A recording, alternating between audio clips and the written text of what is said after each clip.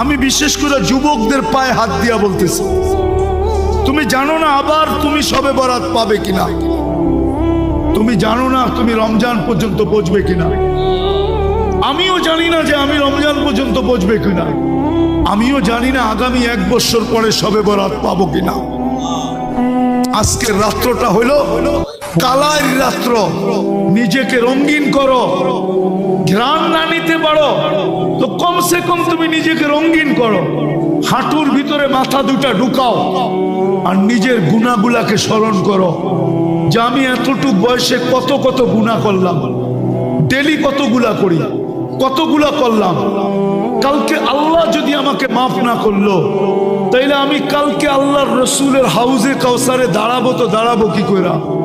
যদি বিতাড়িত করে দিল তাইলে আমার হবে তো হবে কি? দ্বিতীয় হলো আমি আল্লাহর কাছে যায় দাঁড়াবো কি কইরা?